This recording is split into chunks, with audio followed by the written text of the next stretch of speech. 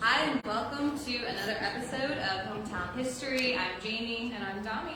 Tonight's episode is called 3.2, The Ship is Sinking. Would you give your life jacket the Four Chaplains did? Tonight, our presentation will last about 30 minutes. We'll go over the history of the Four Chaplains.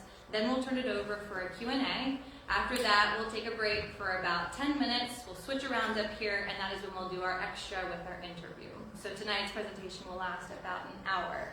After we're done with the 30 minutes, we are looking for you to share stories. I am a teacher for a living, so I have to call on you. I will, so be prepared to share out. Don't make eye contact if you don't want to talk. It does not work. So a little bit about me. My name is Jamie Norpel. I'm a high school history teacher full-time. I write a local history blog called Wandering in York County, where I look at local history. I also co-founded a website with Jim McClure called Witnessing York. And I'm at that weird stage where people are scared to ask, yes, I am pregnant. We are 6 months. My husband and I are expecting our first child in another 12 weeks. Our future co-host. And I'm Dami Miller. During the day, I work as a librarian for the Third Circuit Court of Appeals, and I run the Facebook group Preserving the History of Newberrytown on Facebook, and I'm a Civil War reenactor on the weekends. And you just released your book? Yeah, I just released my third book on Amazon, so you can get that locally, or you can get it on Amazon.com. Tonight we are at Temple Beth Israel. Thank you for the live audience for coming out. We are also streaming this on Facebook Live. Yeah, so we're going to start with our agenda for tonight. First, we're going to talk about the historical context of World War II. Then we're going to talk about the sinking of the USAT Dorchester, the rescue efforts of the men on that ship, and Rabbi Alexander D. Goode's early life and heroism on the sinking ship. And then we're going to finish with the public recognition, including the 80th anniversary, which is coming up this Friday, February 3rd. So, we wanted to make it very clear that it's 2 days away. You say February 3rd and you could think, heck, that's a week away, but February 1st, yeah, Friday. So we also, because we're educators, we want to talk about the takeaways with hometown history. So for tonight, our first takeaway is the Four Chaplains, including York's Rabbi Goode, and he gave the ultimate sacrifice, showing interfaith cooperation and selfless service 80 years ago on Friday. And then number 2, we want to continue telling the story of courage for generations to come, and we want to pass it along. Number 3, do you get involved or not situations? Ask yourself, are you willing to give away your life jacket? And hopefully we never have to find ourselves in that situation, but in everyday life we do encounter situations where you say, do I get involved or do I let it go? So we want to start those discussions and talk about, how the Four Chaplains can be our inspiration. Yeah, absolutely. So to set the scene of the historical context of World War II, America was not involved until 1941 when we were attacked by Pearl Harbor. Immediately, our men and women set to work to support the nation. So women went to factories and started supporting munitions work. We also have families that started rationing with their food and gasoline and metal. African Americans fought for the Double V campaign, victory abroad against the fascists, and victory at home for civil rights. And all of these were great efforts, but we also were against some pretty critical enemies. The Germans with their U-boats were a predominant threat.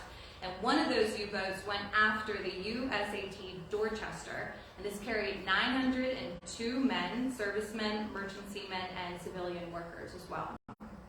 Now we're going to jump into the USAT Dorchester and this specific event. Right. So in the early morning hours of February 3rd, 1943, First Sergeant Michael Warish never gave up hope. He was helplessly floating in the freezing waters of the North Atlantic Ocean. Just minutes earlier, he and nearly 900 other men aboard the USAT Dorchester were almost in safe waters. Then, seemingly out of nowhere, a German torpedo smashed into the engine room, which I couldn't imagine. And water rushed into the ship, and it didn't take long for the Dorchester to slip under the waves. You can see this image here. It shows you that it was a cruise ship before it was converted, which is one of the reasons why it was more at risk, because it wasn't initially built for a military campaign. So before the attack, the ship's captain, he was watching the waters very thoroughly with extreme caution. His name was Hans Danielson, and he was looking at the radar because this was a crucial route going from the United States to Greenland, and he knew that there were going to be a lot of German U-boats in the area, so he was always on the lookout. In fact, several ships had already been hit and sunk, so they knew that this was a serious threat. The Dorchester was only about 150 miles from its final location at Greenland, and Captain Danielson told the men that they should sleep with their clothing on and their life vests on because the danger was that imminent. Some of them listened, some of them did not, because I can imagine sleeping with a life vest, it wasn't very comfortable. Plus, some of these men were sleeping right next to the engine room, so it was extremely hot. So while some men kept their life vests on, not everyone didn't because it was frankly uncomfortable. But unfortunately, the captain was right, and at 12:55 a.m., a periscope broke the water's edge. Through the crosshairs, an officer aboard the German submarine U-223 spotted the Dorchester. The U-223 crept closer to identify the ship, and the officer gave the order to shoot the torpedoes. 3 were fired, and 1 hit, striking the sideboard and the middle of the ship. So Captain Danielson was told that sonar had detected a hostile submarine, but by that time it was too late. Yeah, and he alerted the Dorchester was taking on water rapidly. So their home, which was the vessel, and their safety was essentially sinking, and he gave the order to abandon the ship. And this was at 12:55 a.m. in the middle of the night on February 3rd, 80 years ago. Absolutely terrifying. And it all happened so quickly because in 22 minutes, the Dorchester would slip beneath the Atlantic's icy waters, and it was only 34 degrees. The ship and the hundreds of men now fought to survive, including Warwish in the water. So while Warwish was in the water, it dawned on him that death was most likely imminent. The training rang in his ears that life expectancy in icy water like this was only about 20 minutes.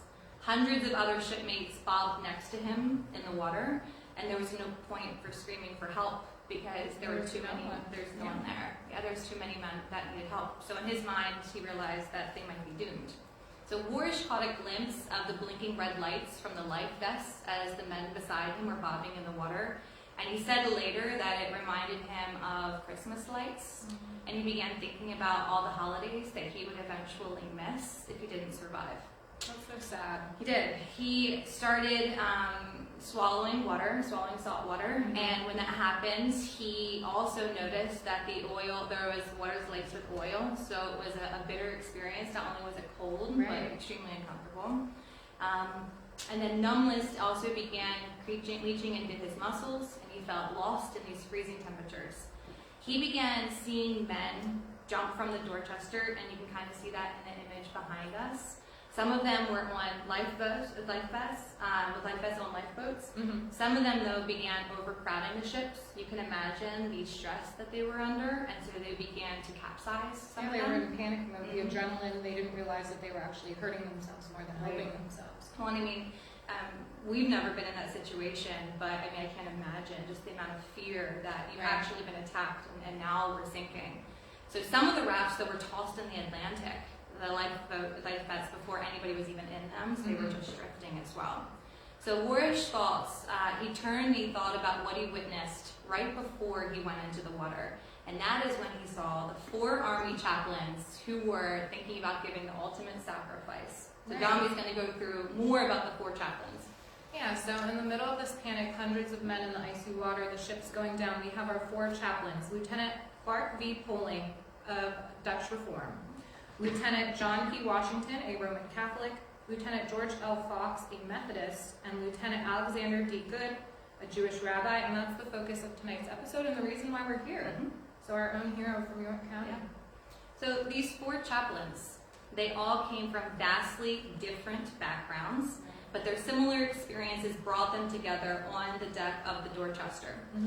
The initial torpedo attack did kill many, and there were some who escaped and were scrambling on the deck. Some of these men were already injured. They were disoriented. They were stunned because just moments before they were in their safe ship, and now they were out in this Arctic blast. And so a lot of them were not prepared for this emergency.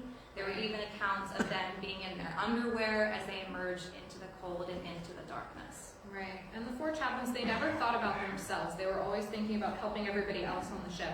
So they opened up a storage locker to distribute life preservers, and they helped others to abandon the death trap that had been the ship.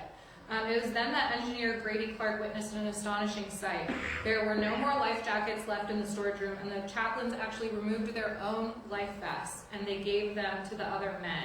A survivor, John Ladd, said, "It was the finest thing I have ever seen or hope to see this side of heaven." And I mean, what an amazing sacrifice. You know that if you give your life vest away, you are not going to survive. But you found 4 young men that were younger than you and had so much life to live, and you said, you know, I want that for you. I'm going to make the ultimate sacrifice. There were even accounts of some soldiers that said, like, no, you need a life vest. Right. And they lied and said, no, I have another. Take this one. I can imagine. I mean, what a selfless act. Yep. Petty Officer John Mahoney, he was another sailor on the ship. He tried to re-enter his cabin because, again, he was in shock. So he was looking for a pair of gloves to be prepared for the Arctic air. And Rabbi Alexander Goode called him and he said, never mind, I have 2 pair. And he gave the petty officer his pair of gloves. And then later in retrospect, that's when Mahoney realized that he wasn't conveniently carrying 2 pairs of gloves. He had given him his own pair of gloves. And gloves probably weren't going to help, but it was the idea of stopping this man from going into the death trap. Here's some gloves, get out there, save yourself. I picture people today when you're on a plane crash and they tell you, you know, breathe in the oxygen. That's not going to save you on a plane crash, but it calms you. It helps you think you're helping yourself. If I can calm myself down enough, you know, it's sort of like that. It's really amazing to think about these men and how they were able to stay calm throughout this. Their training kicked in, and I think their faith also helped. You know, that's what the 4 of them had in common. Absolutely. So, yeah. So now it's a little bit more on the background of Rabbi Goode.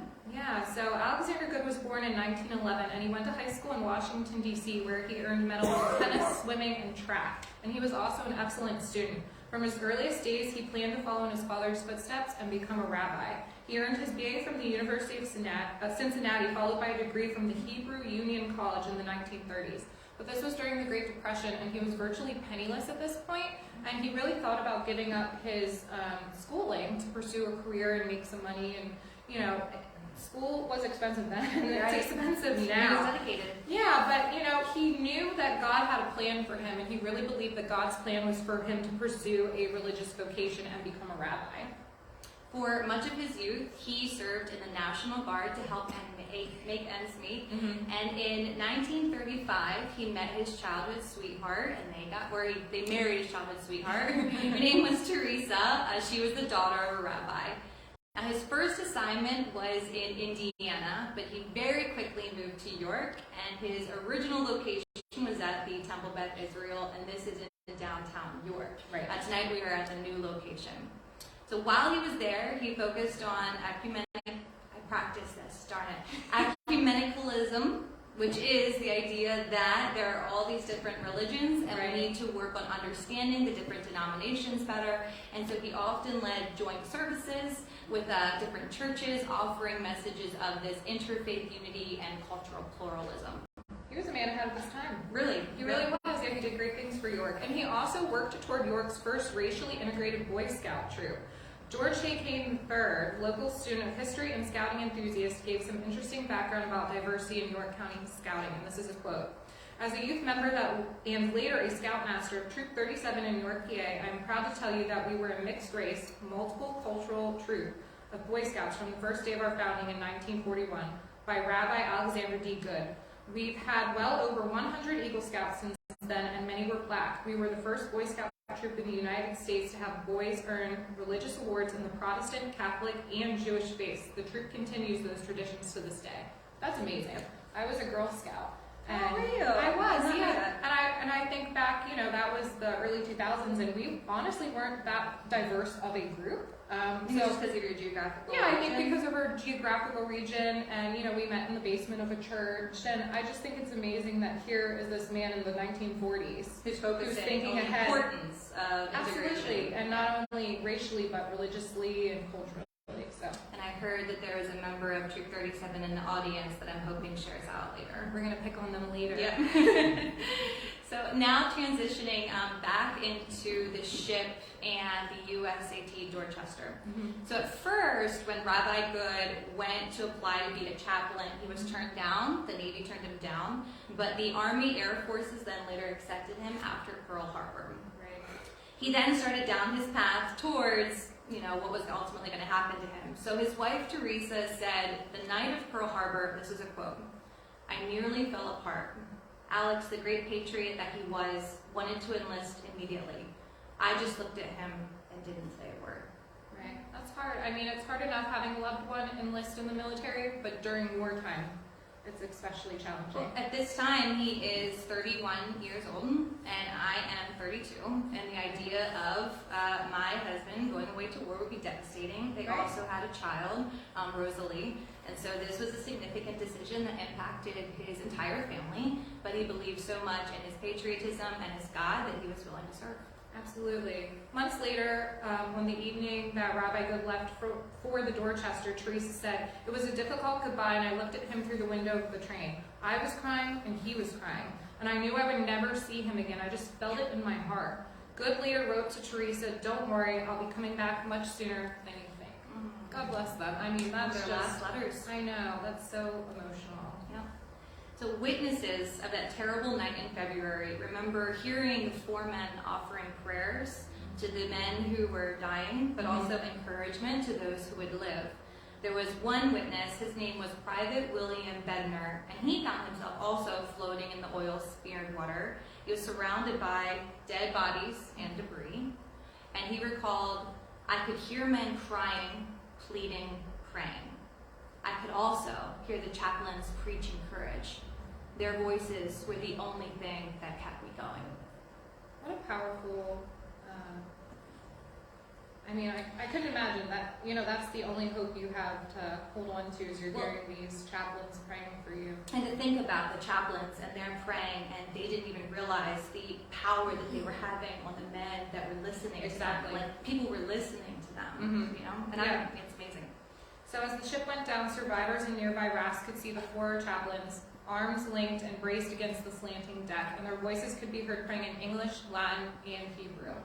So it didn't matter what religion you were, they were Right praying together. Yes. This was a hard presentation for me to make because it was just so emotional, and my pregnancy hormones probably might have something to do with it. I understand Just that. a little bit. But the idea of these four chaplains letting go of their individual differences Right. and saying we're going to pray together and go down with the ship. And I do believe the artwork that we use tonight does emphasize the emotional empathy behind what was happening. Absolutely. Yeah.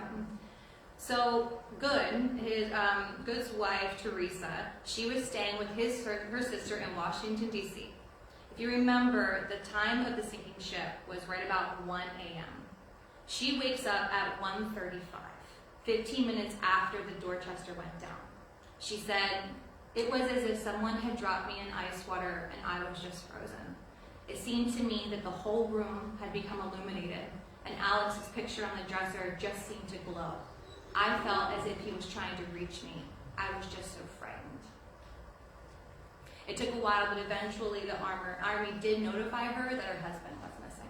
And we have to remember the time period. You didn't just get a phone call an hour after someone's killed in battle or Right. wounded. You had to wait for the army to officially notify you, and that could be days, weeks, Who months. knows? Yeah. That wandering, I can't imagine. I know.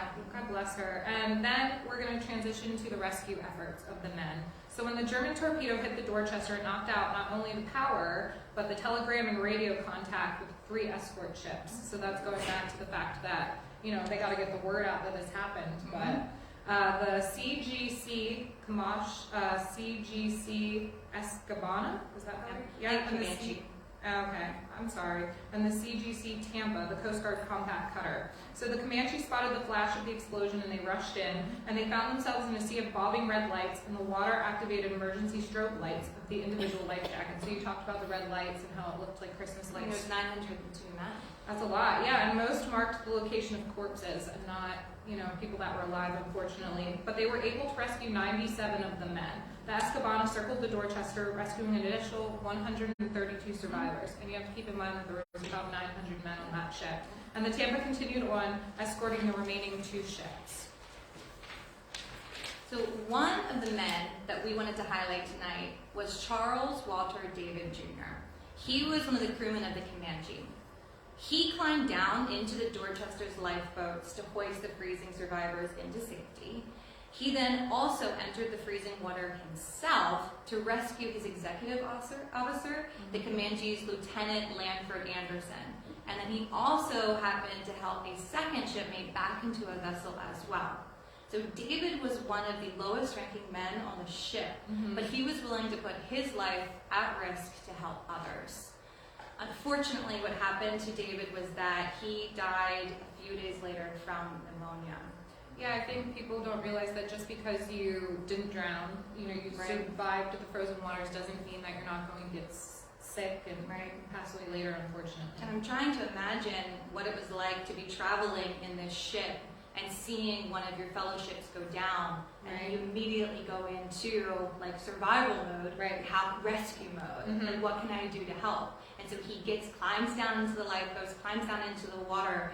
I wish this is where I want to interview these people. Like, what was that like? Like, what was going through your head? But we can't. Right. So, of the 902 men aboard the Dorchester, 672 of them died, leaving 230 survivors. Before its military use, the Dorchester was a cruise ship, and that explains why it so easily sunk. When the news reached American shores, the nation was stunned by the magnitude of the tragedy. 902 men and 672 of them dying, that's just unimaginable, really. Yeah. So recognition, thinking about how they're remembered today. The night Reverend Fox, Rabbi Goode, Reverend Poling, and Father Washington passed out the life vests. This is a perfect example of just extraordinary faith, courage, and selflessness. And it was really empowering. They ended up earning the Distinguished Service Cross and Purple Heart, which was awarded posthumously in 1944, and it was given to the next of kin in a ceremony at the Post Chapel in Fort Myer, Virginia. Congress, though, wanted to give them the Medal of Honor. However, it's very difficult to get that because the restrictions are very specific. It has to be heroism under fire, and so that stopped them from doing so. So what they did was they created a one-time only medal called the Special Medal of Heroism, and it was awarded posthumously again. And it was authorized by Congress and awarded by President Eisenhower in 1961. This special medal was intended to have the same weight and importance, though, as the Medal of Honor. If anyone deserves it, they did. Absolutely. So I want to transition to a little discussion with you. Carl Sandburg said, "Valor is a gift. Those having it never know for sure whether they have it until the test comes." So we want to ask the audience and you, what do you think about that quote? Do you think they knew the extent of their bravery before this tragedy happened and they had to get into the action, or do you think they're just that humble and they didn't know what they were capable of? Right. So we're going to continue finishing this, but we're planning this idea now because we want you to share out. Like, what do you think was going through their mind? How could you relate? How could we apply these stories to our own life? We're probably going to speak for another 5 to 10 minutes, but then we're going to flip it on you, and we'd love for you to share out. Yeah, please share that. So we are at the 80th anniversary, and that is why we are here tonight to remember. This was an example of altruism at its finest. These four chaplains had the bravery to have one of life's most purest spiritual and ethical acts in history, not just York County. This is a nationwide recognition that is happening here. Absolutely. And this is what was profound to me. When they gave their life jackets, Rabbi Goode didn't call out just for the Jewish soldiers. The Catholic priest didn't call out just the Catholic soldiers. Right. It was they just handed the life vest to the next person in line. And so that idea of this interfaith cooperation and not looking at their religious identity didn't stop them from helping their fellow brothers. So inspiring. And we have a few memorials for them right here in Newark so that we can remember them. The Four Chaplains mural is on 137 West Market Street in Newark, and that was commissioned by Flinchball Engineering in 1998 and painted by Connie Burns Watkins, and that's an absolutely gorgeous mural. And we almost forget that the 70th anniversary fell on Super Bowl Sunday, and we were busy with football, but here in Newark we remember them every year with an annual breakfast, and that's coming up. And the Four Chaplains Prayer Breakfast is held in May, the same month as Rabbi Goode's birthday. And the breakfast started in 1993 on the 31st anniversary. And it's an annual event with hundreds of attendees and an endowment fund with the York County Community Foundation. A portion of those funds from the event go to sustain a scholarship awarded to 2 graduating high school seniors who attended the Alexander D. Goode School, which I didn't, again, before this presentation, know that the school was named after Rabbi Goode, so now I can appreciate the history way more. Here is a picture of one of those students. This is Rebecca Mackley. She is receiving an applause after reading one of her essays. There have also been efforts to create adults, engage them as well. So Dan Kurtzman, he wrote a pregnancy mouth tonight, goodness, historical fiction book on the Four Chaplains. It's called No Greater Glory. There's also been rumor of a Hollywood film that could potentially come out. Not sure if that's happening or not, but while we're waiting, there is a documentary on YouTube that you can watch. So then there's also the Four Chaplains stamp, issued in 1948 and designed by Louis Schwimmer. Schwimmer's son later said this may be the first stamp commemorating a Jew. It is undoubtedly the first U.S. postage stamp designed by a Jew that commemorates a Jew. So, that's a historical moment in and of itself. So notice how it reads interfaith in action. We still need to promote that idea today. I was saying earlier that I think that was ahead of their time, trying to be so diverse and interfaith. And we also see a lot more tolerance toward different faiths today, but we have to remember the historical context. This was during World War II, but this was happening, so 6 million Jewish people died during World War II. So the fact that these men supported one another, regardless of their faith, is something that we really have to focus on and recognize tonight. And every day, honestly. Yeah, right? So now that we're nearing the end of it, we want to remind you of the takeaways of tonight's presentation. The first is just content related. That now you know more about the facts. That these 4 chaplains, including York's Rabbi Alexander D. Goode, gave the ultimate sacrifice, and they showed this interfaith cooperation and selfless service. This was 80 years ago on Friday.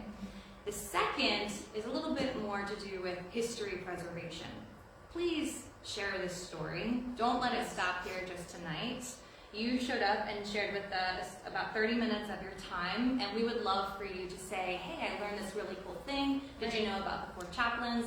Pass it along. Especially one of Dami and I's most eager goals is to get the next generation interested in history. Right. And so if you have children or grandchildren that you could share this story to, or I do see some younger students in the audience today, share this with your friends. Yes. That is one of the reasons why we're doing this.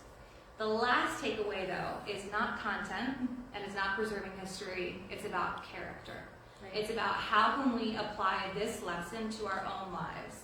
We are not trying to relate our experiences to what these 4 men did and what these men went through. It is a totally different level of dedication. But what we can do is we can try to learn from them and apply their teachings to our own life.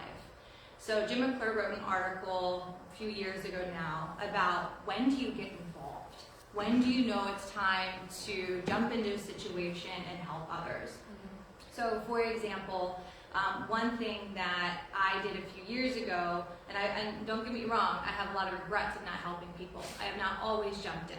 But a few years ago, I was having a beer at Collusion, obviously pre-pregnancy, the pregnant judging.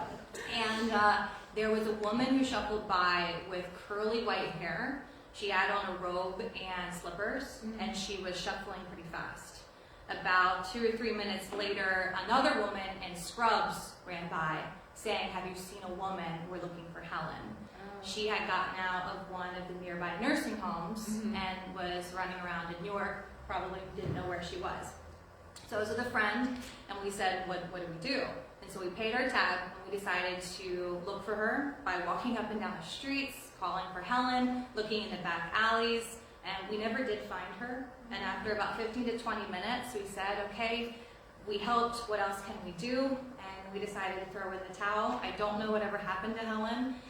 After reading this, I think we could have went a little bit further and asked more people and at least followed up and saw what happened.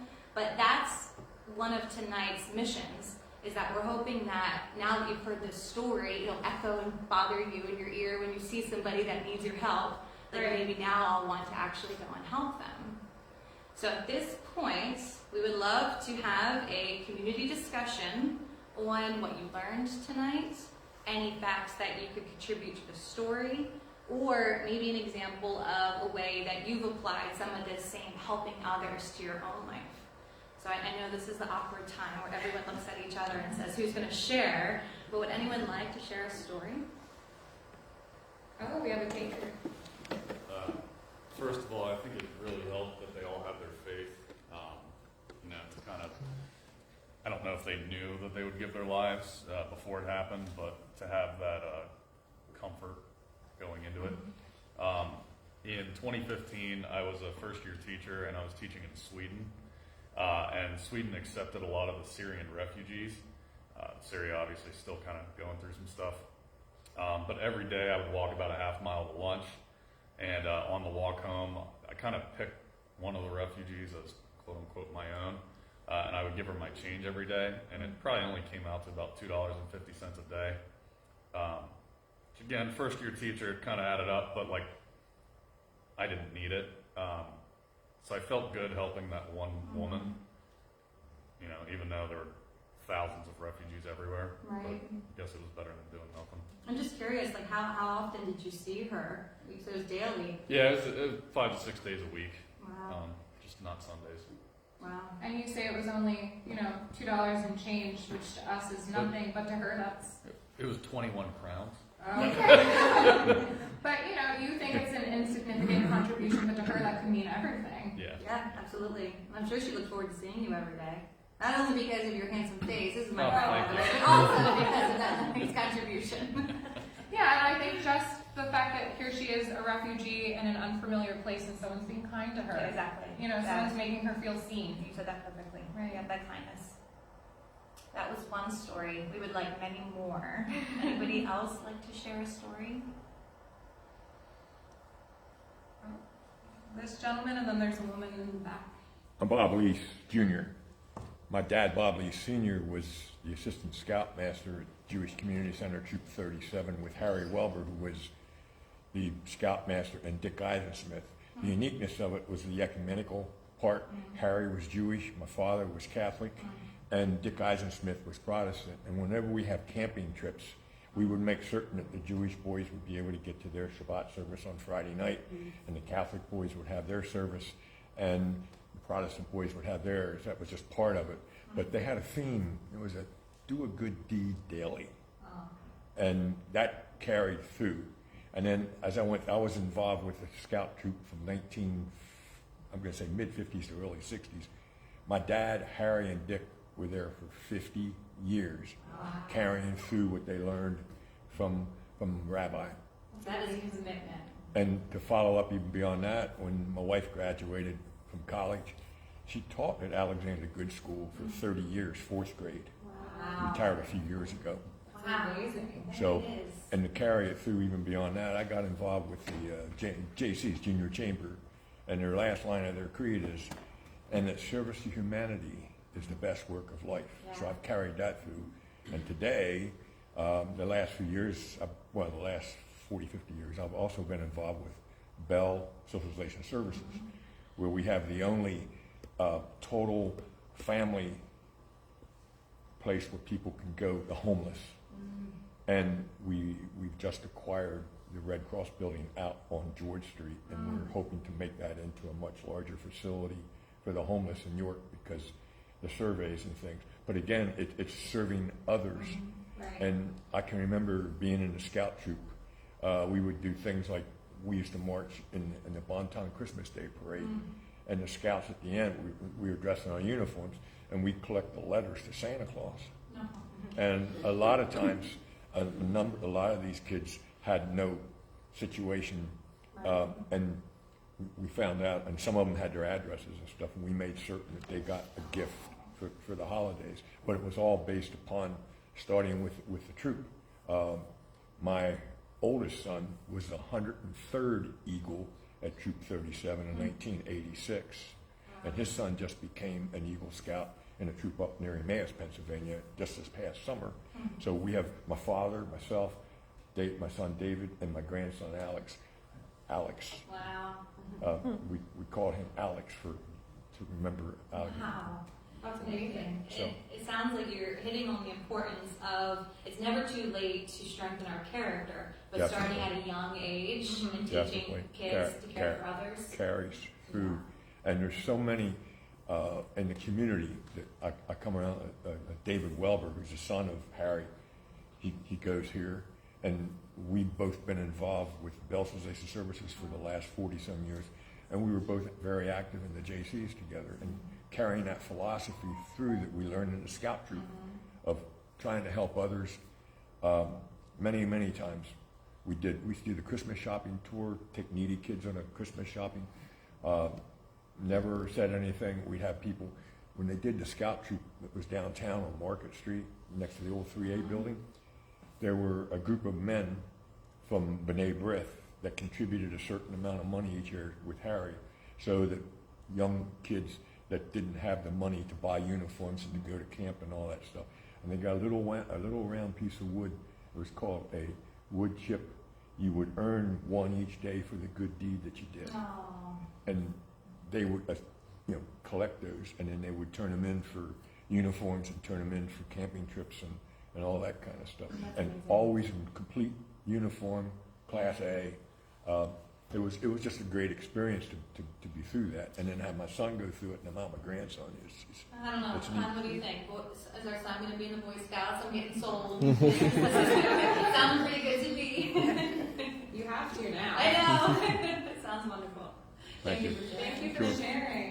And there was a woman back here, Luke, that wanted to share. She has her hand up. Hi, I teach 3rd and 4th grade Sunday school at a Lutheran church in York. And I learn more from the students sometimes than they learn from me. And we've all seen this. You drive by and you see people with homeless signs, and the kids are brokenhearted. Like, what can we do?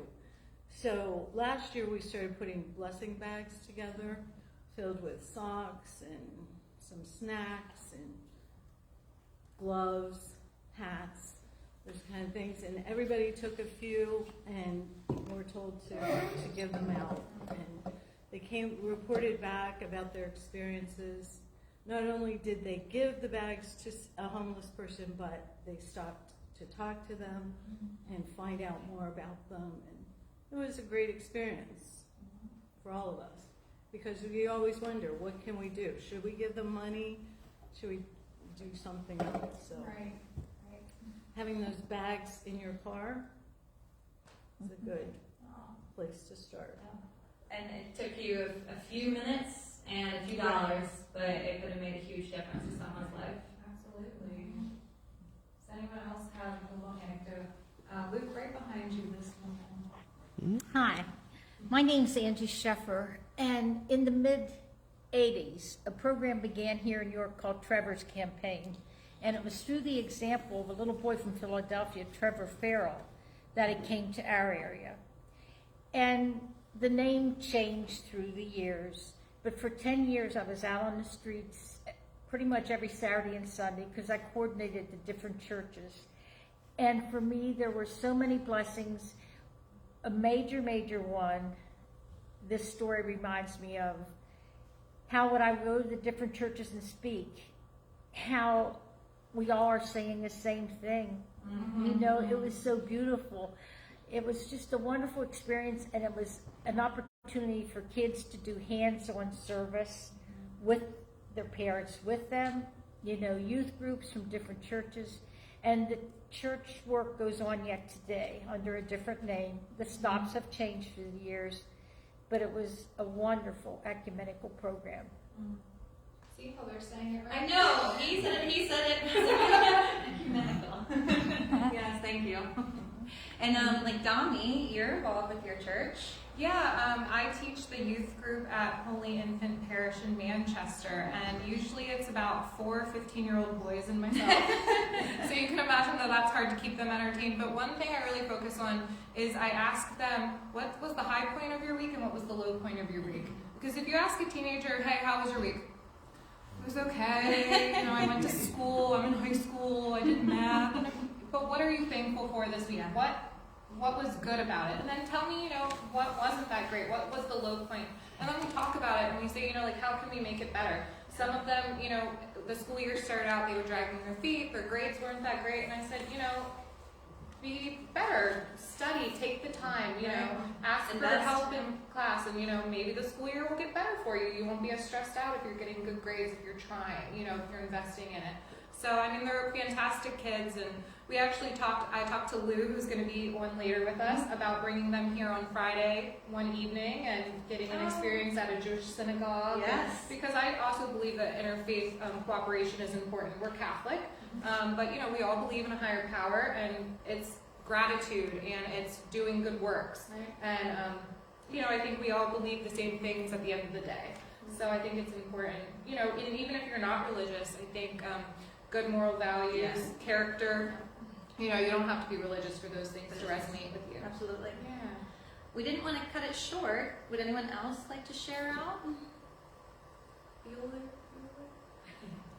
That's okay if you don't want to. So stay tuned for our next episode. It'll be episode 3.3. It is March 8th. It'll be on the Keystone Markers and Ghost Signs. This will be live again in person at the Blue Sky Tavern. At that point, I will be 7 months pregnant, so That's probably your last time to see Jamie in person before she gives birth. getting near the wire here. Yep. So stay tuned. If you are joining us online, please check back in about 10 to 15 minutes. We are going to have our extra audience. If you could hang tight with us, we need to move some technology around, some chairs around for our interview, which will take about 10 minutes. Yeah, so we'll be back soon. Thank you, everybody, for Thank coming. you. Thank you.